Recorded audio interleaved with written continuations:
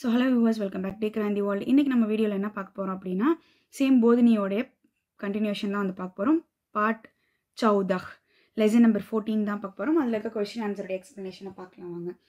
So first question என்ன, யஹ் காடி கஹான் ஜாயேகி, இந்த வண்டி எங்கே போகுது, இந்த ட்ரெயின் எங்கே போகுது அப்படின்னு சொல்லி கேட்டிருக்காங்க.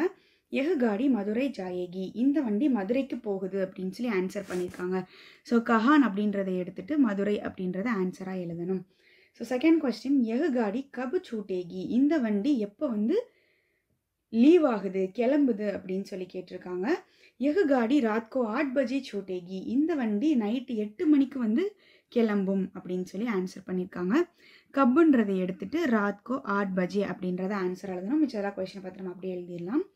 அடுத்து தேர்ட் கொஸ்டின், கொடைக்கானல் மேங் ஹம் கியா தேக்கேங்கே, கொடைக்கானலில் நம்ம என்ன பார்ப்போம் அப்படின்னு சொல்லி கேட்டிருக்காங்க. கொடைக்கானல் மேங் ஹம் வேத்சாலா தேக்கேங்கே, வேத்சாலான்றதுக்கு மீனிங் வந்து நம்மளுக்கு இங்கேயே கொடுத்துருக்காங்க.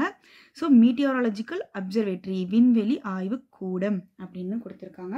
ஸோ நம்ம கொடைக்கானலில் வந்து மீட்டியோராலஜிக்கல் அப்சர்வேட்டரி, விண்வெளி ஆய்வு கூடத்தை தான் வந்து பார்ப்போம் அப்படின்னு சொல்லி ஆன்சர் பண்ணியிருக்காங்க. ஸோ ஃபர்ஸ்ட் வந்து என்ன எடுக்கணும்னா, இந்த கியான்றதை எடுத்துட்டு வேத்சாலா அப்படின்றத நம்ம ஆன்சராக அந்த இடத்துல எழுதணும். மிச்சதெல்லாம் கொஷினை பார்த்து நம்ம அப்படியே எழுதிடலாம்.